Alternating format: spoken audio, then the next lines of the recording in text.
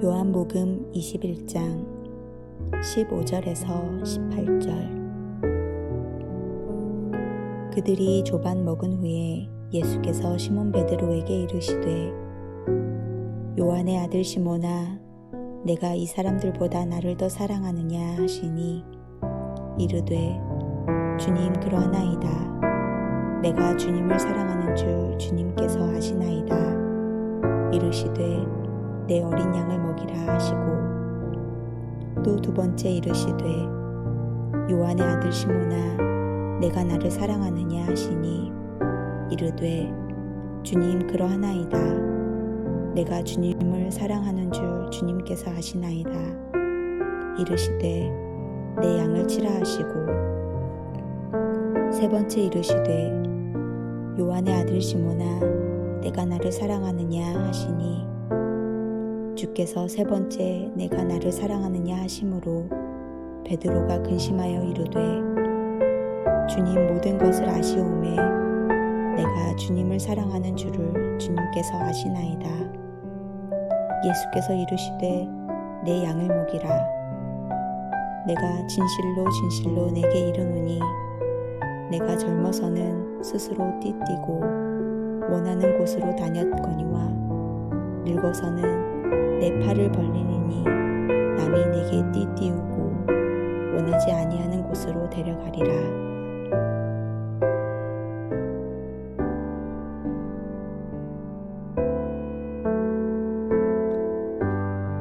제자들에게 아침을 먹이시고 예수님께서는 베드로에게 물으십니다. 요한의 아들 시몬아, 내가 날 사랑하느냐? 그 질문을 처음 들었을 때 베드로의 마음이 어떠했겠습니까? 그가 처음 예수님을 만났을 때 그 모습처럼 그렇게 그 자리에 있습니다. 그런데 그 자리에 숯불이 놓여 있습니다. 예수님의 숯불을 보는 순간 그는 숯불 앞에서 그동안 행했던 그의 배신을 떠올렸을 것입니다.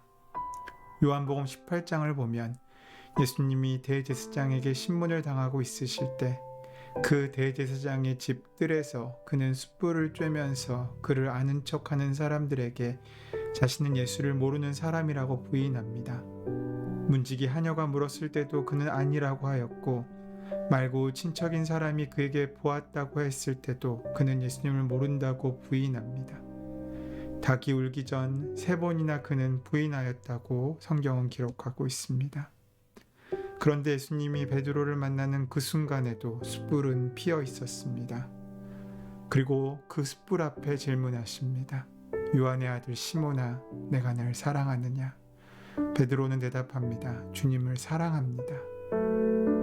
다시 묻습니다. 요한의 아들 시몬아, 내가 날 사랑하느냐? 주님, 내가 주님을 사랑하는 줄 주님이 아십니다. 그러자 또 묻습니다. 요한의 아들 시몬아, 내가 날 사랑하느냐? 3번이나 묻자 베드로는 불안하여 대답합니다. 주님께서 모든 것을 아십니다. 내가 주를 사랑하는 줄 주님께서 아십니다. 사랑했으나 두려웠고, 주님을 따르고 싶었으나 용기가 없었고, 주님을 인정하고 싶었으나 비굴했던 그 자신을 예수님은 전부 아신다고 고백하고 있는 것입니다. 이제 주님 앞에 감출 것 없이 모든 것을 내어놓았던 것입니다. 그런 주님께서 베드로에게 물어보시고 확인하시는 것은 단 하나였습니다. 이제 너는 나를 배신하지 않겠니? 이제 제자의 사명을 감당할 수 있겠니?가 아니라 내가 나를 사랑하느냐? 라는 그 사랑만 확인하십니다. 부활하신 주님을 만나는 자리에서 우리가 할 수 있는 유일한 것이 있다면 바로 이것입니다. 내가 스스로 나를 십자가에 못 박을 수도 없고, 나 자신을 스스로 죽일 수도 없고, 나 자신이 스스로 살아날 수도 없습니다. 그러나 부활하신 주님을 우리가 다시 만날 때 한 가지 할 수 있는 게 있습니다. 그것이 바로 오늘 베드로가 드렸던 사랑의 고백입니다. 내가 나를 사랑하느냐? 주님, 내가 주님을 사랑하는 줄 주님께서 아십니다. 내가 나를 사랑하느냐? 주님, 내가 주님을 사랑하는 줄 주님께서 아십니다. 내가 주님을 사랑합니다. 이 사랑이 주님께서 우리에게 요구하시는 데는 한 가지 일입니다. 삶의 가운데 베드로는 3번이나 예수님을 부인하고 그 상처가 지워지지 않을 정도로 그 마음의 상처를 갖고 있습니다. 숯불만 보면 그 기억을 지우고 싶었을 것입니다. 예수님은 베드로를 대면하는 순간 그 상처와도 대면하십니다. 피하지 않았고 모른 척하지 않았습니다. 3번 부인하는 베드로에게 3번 물어주십니다.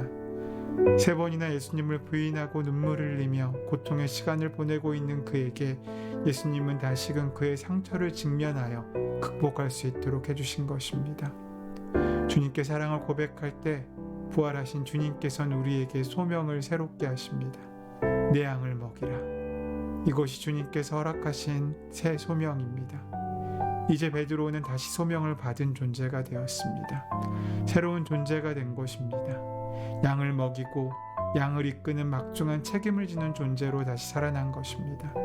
이것이 베드로의 부활입니다. 이제 그저 무의미한 삶을 살아가는 존재가 아니라는 뜻입니다. 실망하고 좌절하여 어떤 일을 해야 할지 모르는 존재도 아닙니다. 죄에 사로잡혀 여전히 죄를 더해가는 존재도 아니라는 것입니다. 그렇게 주님께서는 베드로를 다시 살리신 것입니다. 여러분, 여러분의 부활신앙이란 무엇입니까?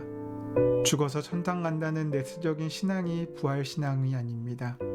부활신앙이란 다시 일어나는 것입니다. 새로워지는 것입니다. 다시 소명을 받는 것입니다. 하나님께 불림받는 것입니다. 의미를 찾는 것입니다. 새로운 존재로 태어나는 것입니다. 나의 힘으로가 아닙니다. 내 결심으로도 아닙니다. 내 생각으로도 아닙니다. 주님의 능력으로, 주님의 은혜로, 주님의 용서로 새롭게 출발하는 것입니다. 다시 일어나고 새로운 생명으로 살아가는 것입니다. 여러분은 지금 어디에 있습니까? 우리 주님께서 한 가지 사실만을 우리에게 물으십니다. 네가 있는 자리가 어디건, 네가 지금 어떤 삶을 살았건, 네가 나를 사랑하느냐? 부활하신 주님이 오늘 우리 앞에서 그렇게 우리에게 묻고 있으십니다. 성령으로 우리와 함께 계십니다. 그리고 양을 먹이라는 새로운 사명을 주시는 것을 볼 수 있습니다. 그분은 우리에게 한 가지만 확인하십니다. 바로 사랑입니다.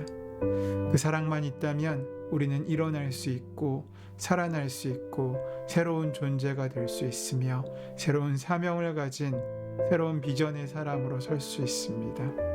사랑하는 여러분, 오늘도 믿음의 열매가 아니면 뿌리를 심는 우리가 되기를 소원합니다. 열매가 아닌 뿌리를 준비하는 일은 믿음의 일입니다.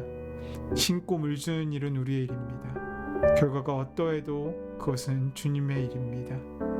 우리가 씨 뿌리는 일에 최선을 다하는 하루가 될 때 그 씨앗 가운데 열매를 이루신 하나님의 역사가, 은혜가 더해지게 될 것입니다. 사랑은 나의 뜻을 그저 관철시키는 것만이 아닙니다. 사랑은 상대방에게 나를 맡기는 것입니다. 3번씩이나 사랑에 대해 언급하신 이유를 저는 이렇게 생각합니다. 내가 하는 사랑은 진짜 사랑이냐? 상대방을 내 마음대로 좌우하려는 사랑이 아니고 너를 그에게 주는 사랑이 맞느냐? 그 사랑이 우리에게 허락될 때 우리의 사명도 진짜가 됩니다. 그 사랑이어야 우리의 믿음도 흔들리지 않습니다. 오늘도 한 걸음 조금 더 성숙한 사랑을 나누는, 그래서 부활하신 주님과 함께 부활의 능력을 누리는 귀하고 복된 하루 되시기를 소원하고 축원합니다.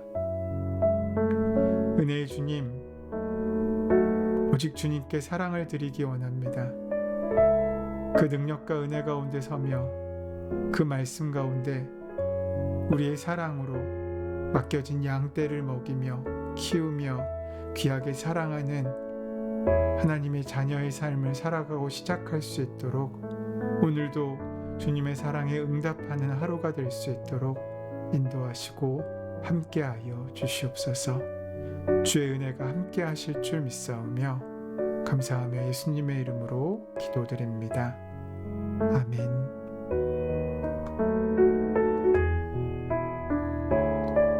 이 시간 함께 침묵 가운데 오늘 주신 말씀을 기억하고 묵상하며 그 말씀이 나에게 주신 말씀으로 받아들여지고 나를 사랑하시는 그 사랑으로 만나질 수 있도록 기도하심으로 하루를 시작하시기 바랍니다.